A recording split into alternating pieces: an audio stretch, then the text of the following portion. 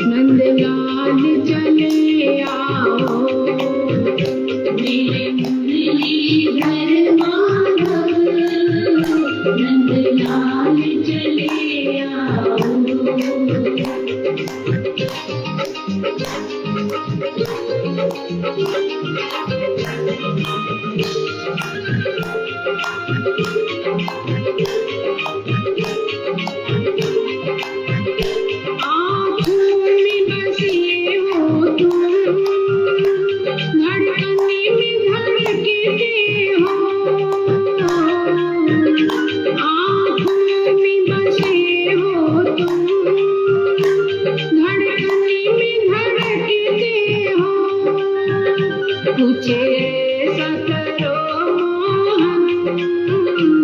सांसों में समा जाओ, गोविंद चले आओ, गोपाल चले आओ।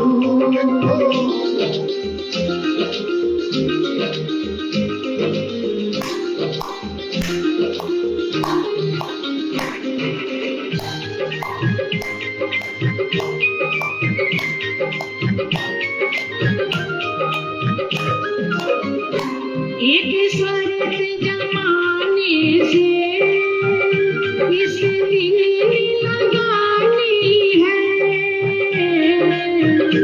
एक शर्त जमाने से इस दिल लगानी है। या हमको बुला लो तुम, या खुद ही चले आओ, गोविंद चले आओ, गोपाल चले आओ।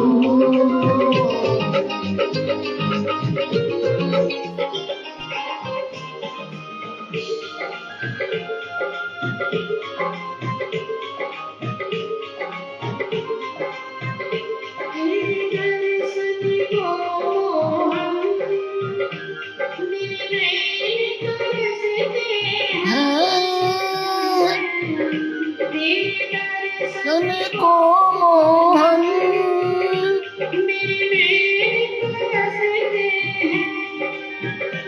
एक अर्जी यही तुमसे, अब और न कर पाओ, गोविंद चले आओ।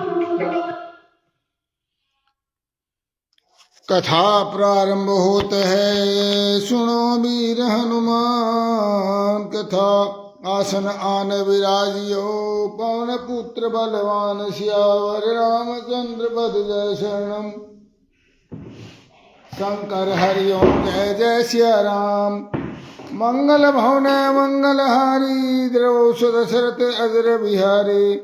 दीन दयाल विरद संभारी, हरहु नाथ मम संकट भारी। जय सिया राम जय जय सिया राम, जय सिया राम जय जय सिया राम। प्रमोद वत्स जी राधे राधे। श्री कृष्ण गोविंद हरे मुरारे, हे नाथ नारायण वासुदेव। नारायण हरे नारायण हरे नारायण हरे नारायण हरे।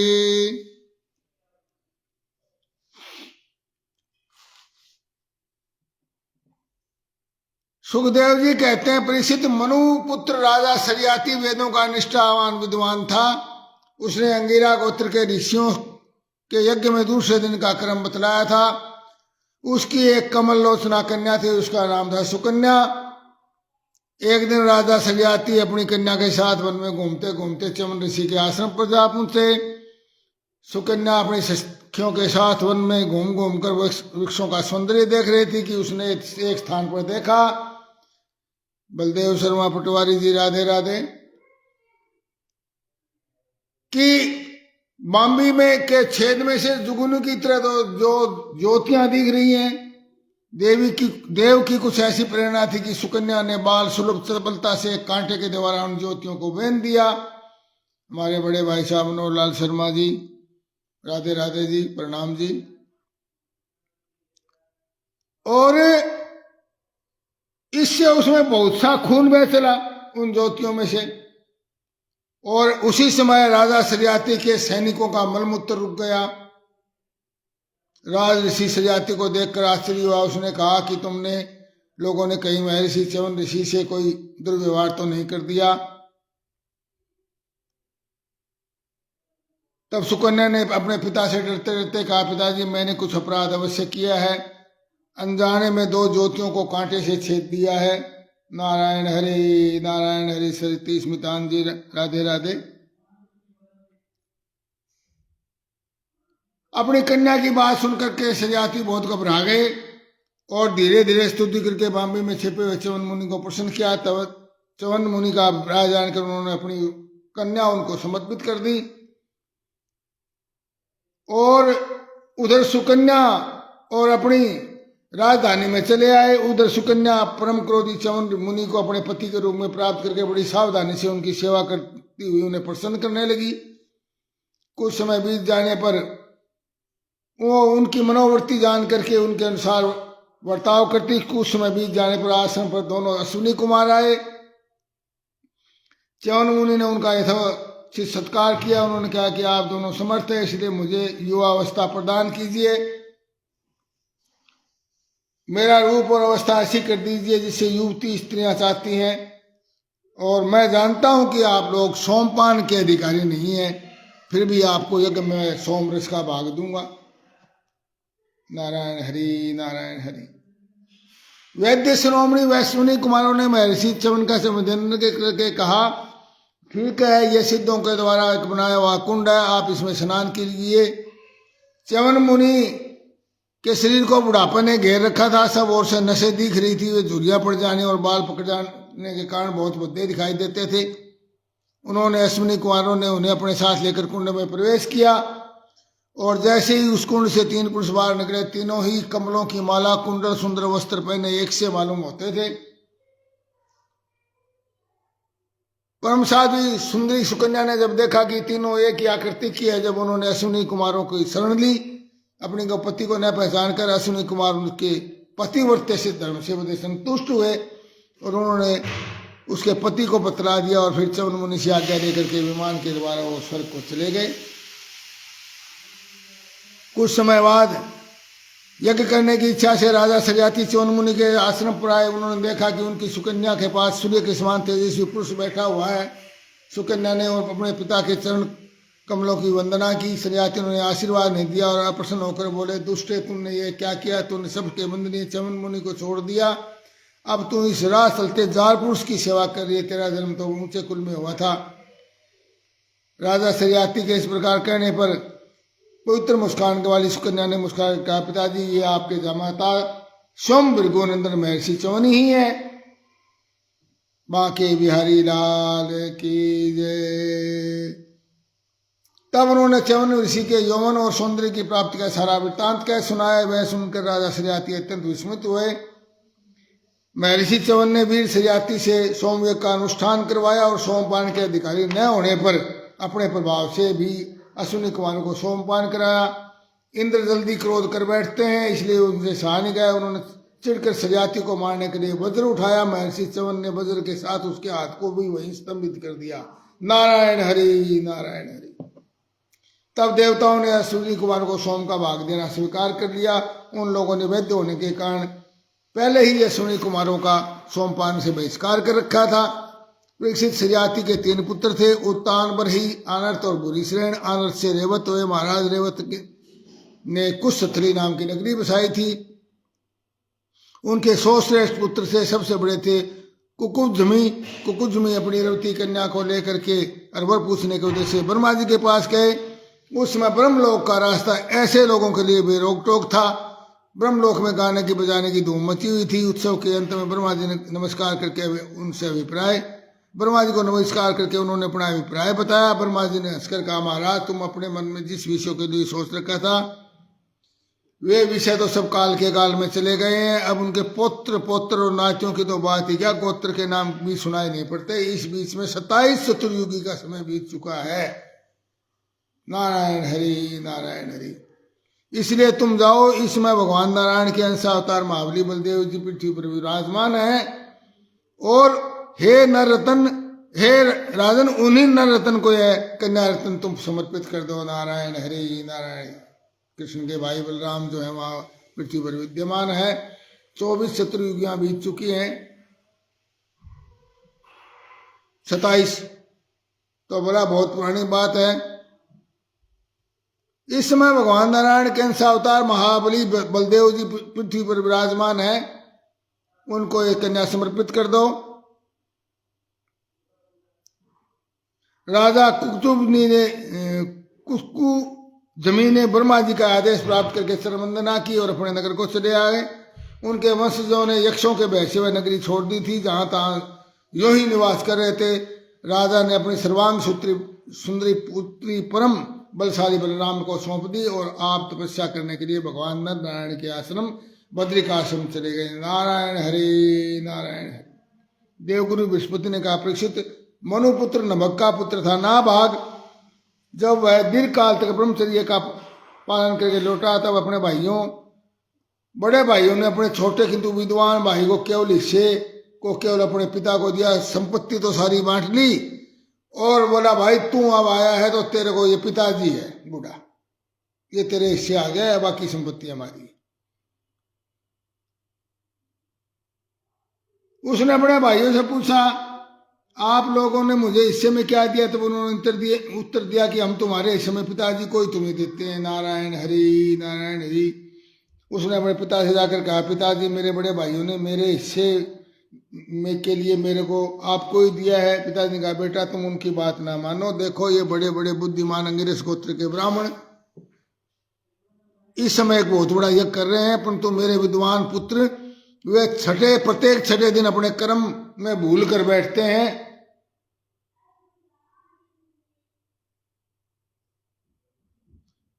बलदेव शर्मा पटवारी जी, नारायण हरि नारायण हरि। सब भगवान की कृपा है। मनुष्य कोई कुछ भी करने वाला नहीं है, परंतु मेरे विद्वान पुत्र वे छठे दिन अपने कर्म में भूल कर बैठते हैं।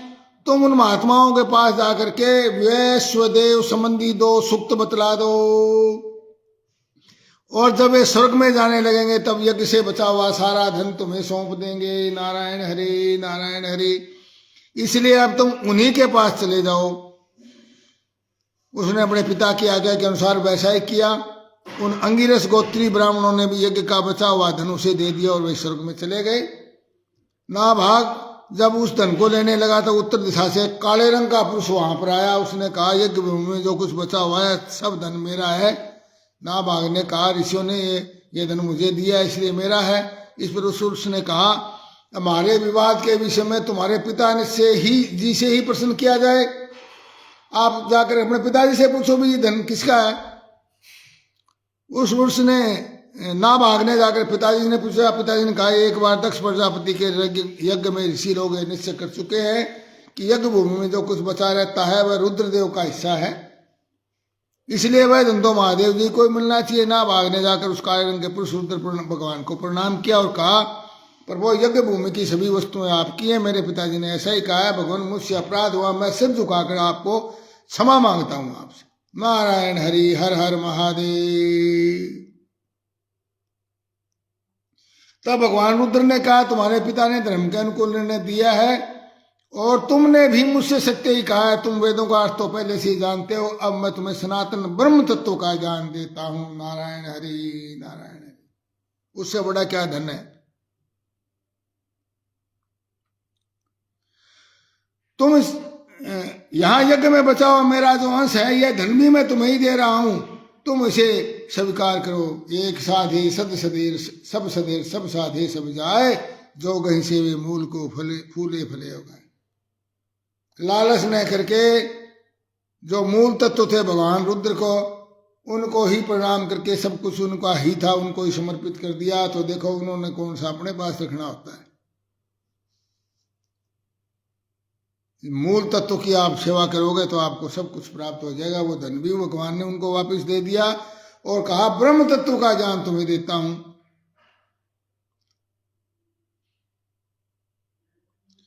और इतना कह करके ब्रह्म तत्व का ज्ञान देकर भगवान अंतर्ध्यान हो गए रुद्र। जो मनुष्य प्रातः सायकाल एकाग्र चित्त से इस आख्यान का स्मरण करता है वह प्रतिभाशाली एवं वेदज्ञ तो होता ही है, साथ ही अपने स्वरूप को भी जान लेता है। नारायण हरि नारायण हरि नारायण हरि। ब्रह्म तत्व का मतलब आत्म तत्व का ज्ञान।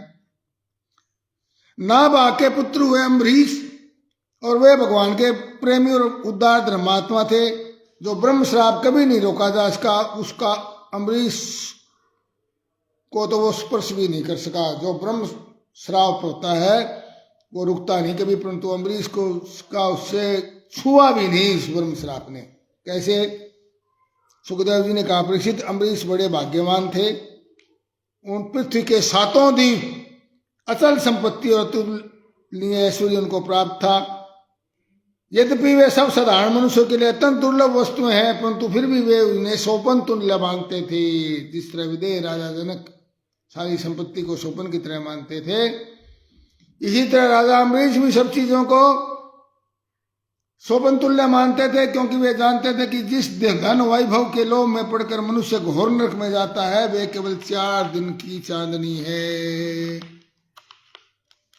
4 दिन की चांदनी, और उसका दीपक तो बुझा बुझाया। अमित जांगड़ा जी, राम राम, राधे राधे।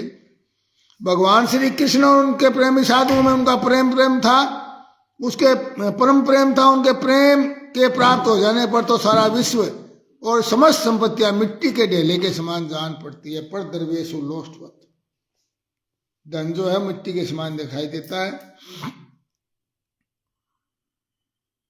उन्होंने अपने मन को श्री कृष्णचंद्र के चरणारविंद युगल में और वाणी को भगवत गुण वर्णन में, अपना मन तो भगवान के चरणों में और वाणी को भगवान के गुणों के वर्णन करने में, यानी भगवान के कीर्तन करने में, और हाथों को हरि मंदिर के मार्जन सेचन में, हाथों से भगवान के हरि मंदिर की सेवा, सफाई, शुद्धता, मार्जन सेचन, और अपने कानों को भगवान अच्युत की मंगलमयी कथा के स्वर्ण में लगा रखा था और कानों से भगवान की कथा सुनना। अब ये देखिए, मनुष्य के करने के कर्म यही है। उन्होंने अपने नेत्र को मुकुंद मूर्ति और मंदिरों के दर्शनों में और अंग असंग भक्तों के शरीर स्पर्श में, भगवत भक्तों के शरीर चरणों के स्पर्श करने में अपने अंग को लगाया। नासिका उनके चरण कमलों पर चढ़ी हुई तुलसी के दिव्य गंध में, और रसना जीवा को भगवान के प्रति अर्पित नैवेद्य, यानी जो प्रसाद मिलता है उसमें जीवा को लगा दिया। नारायण हरि नारायण हरि नारायण हरि। अम्बरीश के पैर भगवान के क्षेत्र आदि की पैदल यात्रा करने में लगे रहते, यानी तीर्थ यात्राओं को यात्रा ही करते रहते, तीर्थ स्थानों की। राजा अम्बरीश ने माला, चंदन, भोग सामग्री सबको भगवान की सेवा में समर्पित कर दिया था। नारायण हरि नारायण हरि।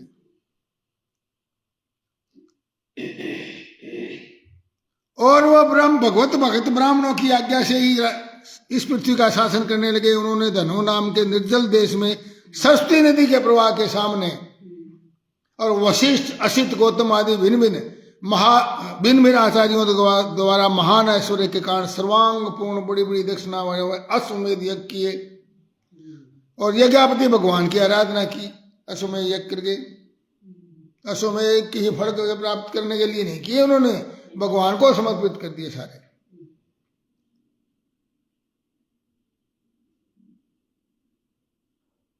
राजा अम्बरीश इस प्रकार तपस्या से युक्त भक्ति योग और पालन स्वरूप धर्म के द्वारा भगवान को प्रसन्न करने लगे और धीरे धीरे उन्होंने सब प्रकार की आसक्तियों का त्याग कर दिया। नारायण हरि नारायण हरि नारायण हरि नारायण। उस राज्य में बिल्कुल भी उलझे नहीं, उन आसक्तियों को बिल्कुल छोड़ दिया।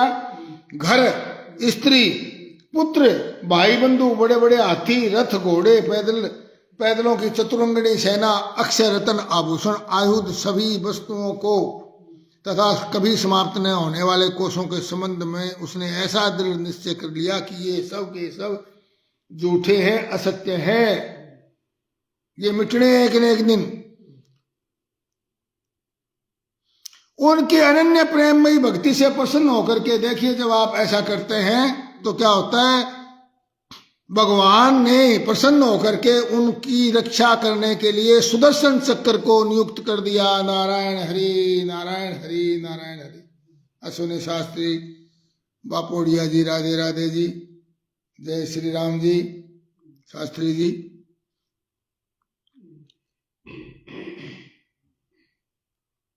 राजा अम्बरीश की पत्नी भी उनके समान धर्मशील, संसार से विरक्त और भक्ति परायणा थी।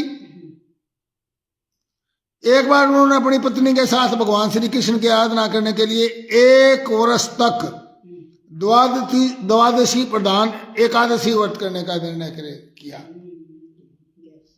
एकादशी का व्रत किया, द्वादशी को उसका उद्यापन होता होगा। द्वादशी प्रधान का मतलब द्वादशी को उसका व्रत को खोलते हैं। व्रत की समाप्ति होने पर कार्तिक महीने में उन्होंने 3 रात का उपवास किया। फिर व्रत की समाप्ति होगी, 1 साल तक 12 उन्होंने एकादशी के व्रत किए और फिर व्रत समाप्ति होने पर कार्तिक महीने में उन्होंने 3 रात का उपवास किया और 1 दिन यमुना जी के स्नान करके मधुवन में श्री भगवान श्री कृष्ण की पूजा की।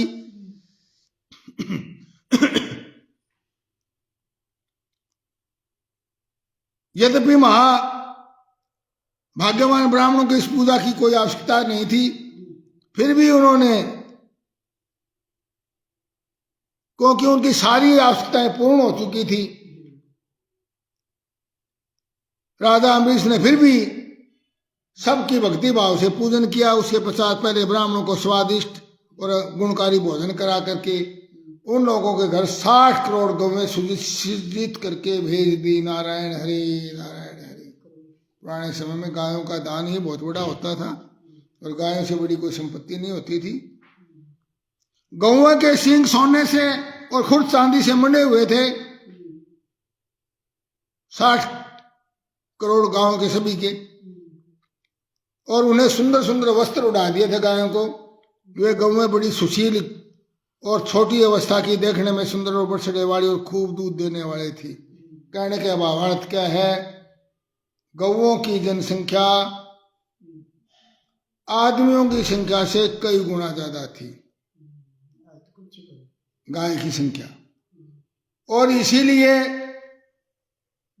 गायों के रहने के स्थानों को ही गांव कहा गया। गाय जहां रहती हो, गांव शब्द बड़ा गाय के रहने के स्थान से।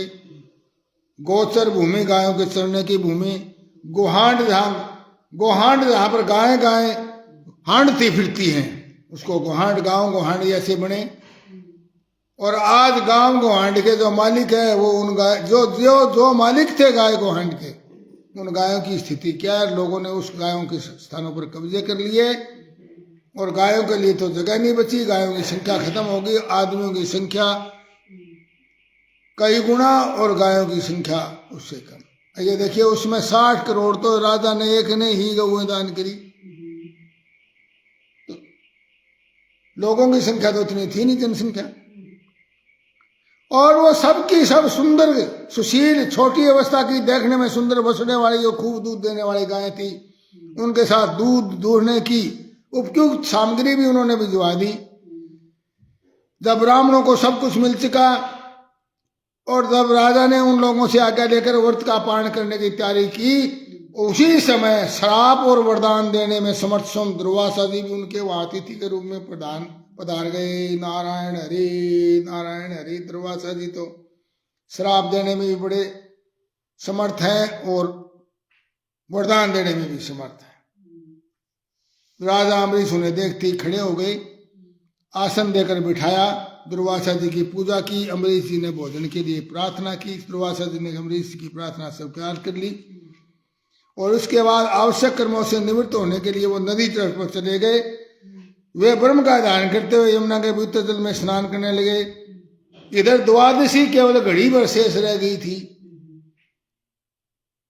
और धर्मज्ञ अम्बरीश ने धर्म संकट में पड़कर ब्राह्मणों के साथ परामर्श किया। उन्होंने कहा, ब्राह्मण देवताओं, ब्राह्मणों को भोजन बिना कराए स्वयं खा लेना और द्वादशी रहते हुए पारण न करना दोनों ही दोष है। गौरव भटानी मुलिगेट जी, राधे राधे जी। गौरव जी, बहुत अच्छा लगा। भगवान की कृपा से आप फले फूले आगे बढ़े।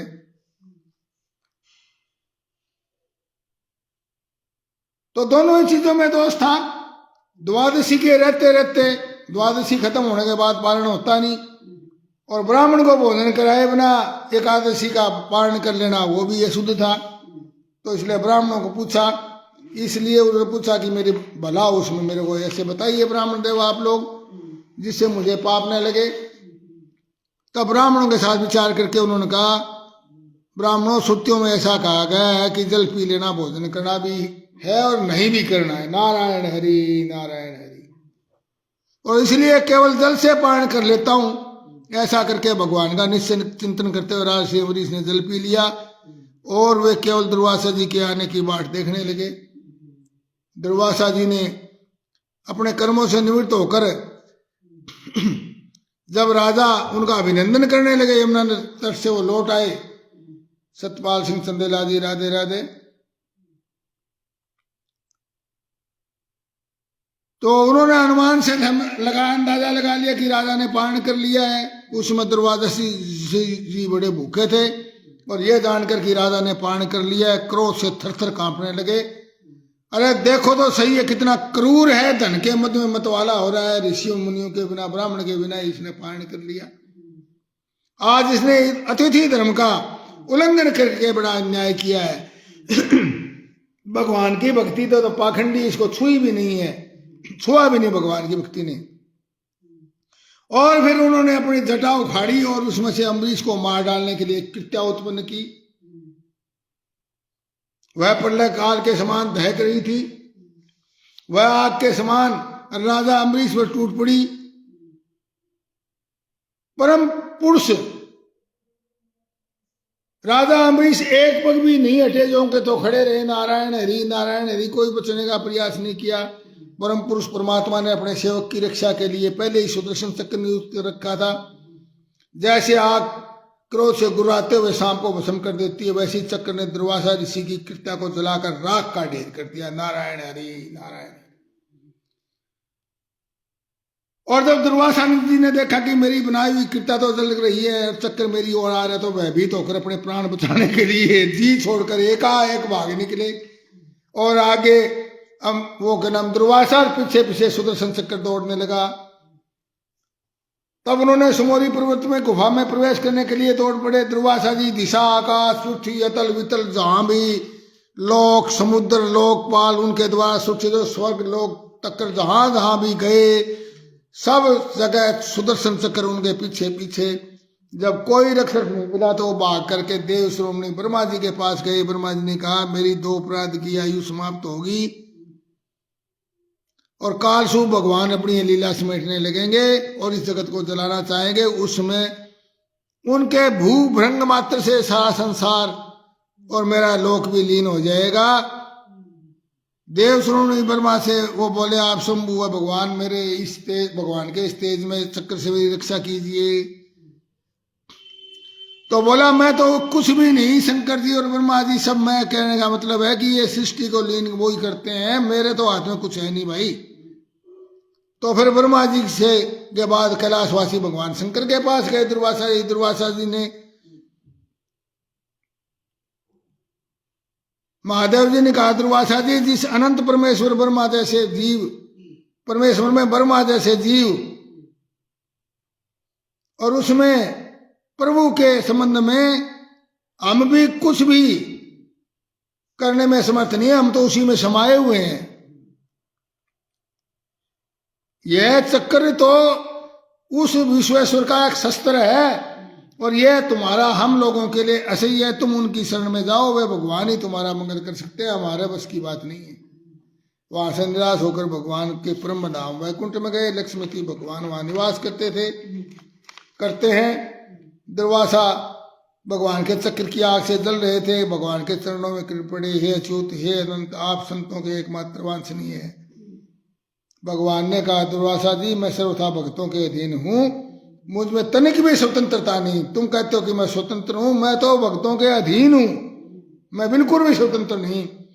और मेरे सीधे सारे भक्तों ने मेरे हृदय को अपने हाथ में कर रखा है भगतजन मुझसे प्यार करते और मैं उनसे भगवान ब्रह्मन अपने भक्तों का एकमात्र आश्रय मैं हूँ, इसलिए साधु स्वभाव को छोड़कर भक्तों को छोड़कर मैं न तो मैं आपको चाहता हूँ, न आपकी अर्धांगिनी को चाहता हूँ, न अपनी अर्धांगिनी विनाश सहित लक्ष्मी को भी नहीं चाहता अपने भक्तों को छोड़कर। तो जो भक्त स्त्री पुत्र गृह गुरुजन प्राण धन ई लोक और परलोक छोड़कर सबको केवल केवल मेरी शरण में आ गए हैं, उन्हें छोड़ने का संकल्प भी कैसे कर सकता हूं। जैसे स्त्री सती स्त्री अपने पतिव्रत धर्म से सदाचारी पति को वश में कर लेती है, वैसे ही मेरे साथ अपने हृदय को प्रेम बंधन से बांध रखने वाले समदर्शी साधु भक्ति के द्वारा मुझे अपने वश में कर लेते हैं। नारायण हरि नारायण हरि, भगत के वश में है भगवान। और मेरे अनन्य प्रेम भक्त, मेरे अनन्य प्रेमी भक्त सेवा से ही अपने को परिपूर्ण कृत्य मानते हैं। दुर्वासा जी मैं आपसे और क्या कहूं, मेरे प्रेमी भक्तों मेरे हृदय हैं और मेरी प्रेमी भक्तों मेरा और उन प्रेमी भक्तों का हृदय मैं स्वयं हूं। नारायण हरि नारायण हरि। दुर्वासा जी सुनिए, मैं आपको एक उपाय बताता हूं जिसका अनिष्ट करने से आप इस विपत्ति में पड़े हो। उस राजा अम्बरीश के पास ही जाइए। इसमें संदेह नहीं कि ब्राह्मणों के लिए तपस्या और विद्या परम कल्याण के साधन है, परंतु यदि ब्राह्मण उदंड और अन्यायी हो जाए तो वे दोनों ही उल्टा फल देने लगते हैं। आपने उल्टे काम करे, इसका मतलब दुर्वासा जी आपका कल्याण हो। आप ना भाग नंदन परम भाग्यशाली राजा अम्बरीश के पास जाइए, उनसे क्षमा मांगिए, तब आपको शांति मिलेगी।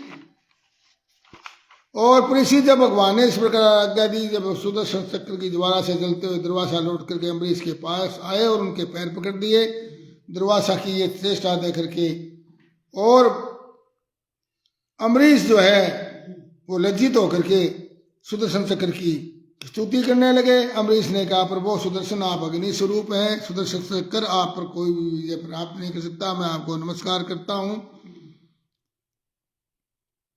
और हे प्रभु, यदि मैंने कुछ भी दान किया हो, यज्ञ किया हो अथवा धर्म का पालन किया हो और हमारे वंश के लोग ब्राह्मणों को अपना आराध्य देव समझते हो तो दुर्वासा जी की जलन मिट जाए। सुखदेव जी कहते हैं, राजा अम्बरीश ने दुर्वासा जी को सब प्रकोप से जलाने वाले सुदर्शन चक्र की इस प्रकार स्तुति की, तब वह चक्र शांत हो गया। दुर्वासा जी चक्र की आग से मुक्त हो गए और उनका चित्त स्वस्थ हो गया। और राजा अम्बरीश को अनेक उत्तम आशीर्वाद देते हुए कहा, धन्य है, आज मैंने भगवान के प्रेमी भक्तों का महत्व देख लिया है। नारायण हरि नारायण। मैं समझता था मेरे से बड़ा कोई सिद्ध नहीं है, परंतु भगवान के भक्तों का आज चमत्कार मैंने देख लिया है। जिन्होंने भगवान श्री हरि के चरण कमलों को दृढ़ प्रेम से पकड़ रखा है, उन साधु पुरुषों के लिए कौन सा कार्य कठिन है। नारायण हरि नारायण।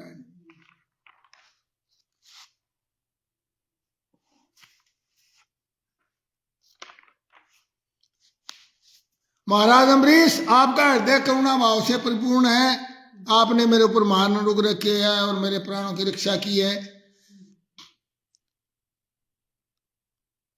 राजा परीक्षित जब से दुर्वासा भागे थे तब से राजा अम्बरीश ने भोजन नहीं किया था।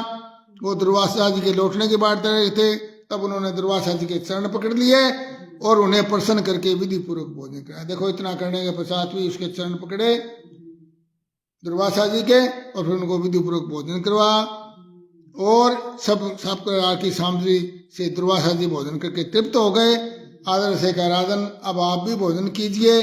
अम्बरीश, आप भगवान के परम प्रेमी भक्त हैं। आपके दर्शन, स्पर्श, बातचीत और मन को भगवान की ओर प्रवृत्त करने वाले आतिथ्य से मैं अत्यंत प्रसन्न और अनुग्रहित हो गया हूँ। नारायण हरि। सुखदेव जी कहते हैं, दुर्वासा जी बहुत ही संतुष्ट होकर के और गुणों की प्रशंसा की और आकाश मार्ग से उस ब्रह्मलोक की यात्रा की। उसके बाद उन्होंने जो केवल निष्काम कर्म से प्राप्त होता है, परीक्षित जब सुदर्शन चक्र से भयभीत होकर दुर्वासा जी भगे थे, तब से लेकर उनके लौटने तक 1 वर्ष का समय बीत गया था। इतने दिनों तक राजा अम्बरीश उनके दर्शन की आकांक्षा से केवल जल पी कर रहे। नारायण हरि नारायण हरि नारायण। 1 साल तक जल पी कर रहे। कोई कहते नहीं बिना खाने तो मरी जावा, केवल 1 साल तक केवल जल पी कर रहे। और जब दुर्वासा जी चले गए, जब उनके भोजन से बचे हुए अत्यंत पवित्र अन्न का उन्होंने भोजन किया, उस भोजन में से जो उन्होंने छोड़ा था, उस भोजन से उन्होंने अपना व्रत खोला।